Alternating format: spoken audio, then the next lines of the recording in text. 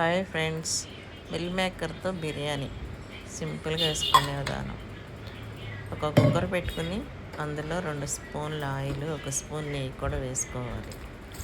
తర్వాత ఆయిల్ కాగిన తర్వాత బిర్యానీ ఆకు, బిర్యానీ పువ్వు, లవంగాయలు, చెక్క, మరాఠీ మొగ్గ, అలా బిర్యానీ మసాలాలన్నీ వేసుకుని అందులో కొంచెం జీడిపప్పులు కూడా వేసుకోవాలి.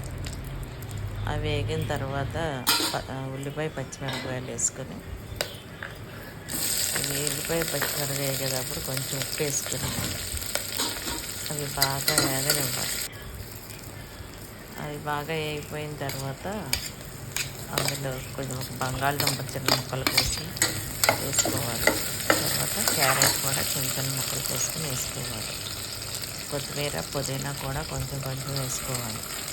ఒక టమాటా చిన్న ముక్కలు కోసుకొని టమాటా వేసుకోవాలి.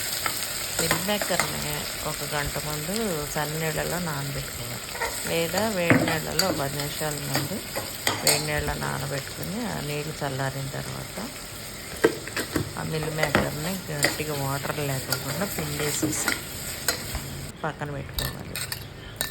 చూడండి, వాటిని అలా నీళ్ళలో గట్టిగా పిండేసి అందులో వేసుకోవాలి. 1 స్పూను అల్లం వెల్లుల్లిపాయ పేస్ట్ కూడా వేసుకోవాలి.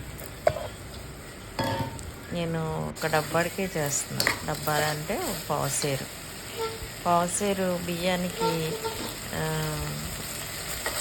బాస్మతి రైస్ అయితే 1కి 1.5 వాటర్. నార్మల్ వాటర్ అయితే కనుక 1కి 2 వేసుకోవాలి. నార్మల్ బియ్యం అయితే కనుక మిల్ మేకర్ అందులో వేసుకుని కొంచెంసేపు వేగనిచ్చేసి అందులో వాటర్ వేసేసుకుని కొంచెం ఉప్పు వేసుకోవాలి. ఉప్పు సరిపోయిందా లేదా మీరు ఇప్పుడు చూసుకోవాలి. ఆ కొంచెం ఉప్పు చూస్తే అందులో కొంచెం ఉన్నదానికన్నా కొంచెం ఎక్కువగా ఉంటే బియ్యం వేస్తాం కాబట్టి సరిపోతుంది. కడిగి బియ్యాన్ని అది ఎసరు కళాపళ్ళ కాగినాక అందులో వేసేసుకోవాలి. అందులో వేసేసినాక ఆ బియ్యం కళాపళ్ళ ఉడికిన తర్వాత కుక్కర్ మూత పెట్టేసేసి సిమ్లో పెట్టేసి 20 మినిట్స్ వదిలేసేస్తే ఆ అన్నం చక్కగా మగ్గిపోయి ఉంటుంది. కుక్కర్ విజిల్ చల్లారిన తర్వాత ఓపెన్ చేసుకుంటే అన్నం చక్కగా పలుకుగా మనకు కావాల్సినట్టుగా ఉడుకుంటుంది. అందులో కొంచెం లైట్గా పైన నెయ్యి వేసేసుకొని కొంచెం పుదీనా ఉల్లిగొంద వేసుకోవచ్చు, లేకపోతే లేదు మీ ఇష్టం.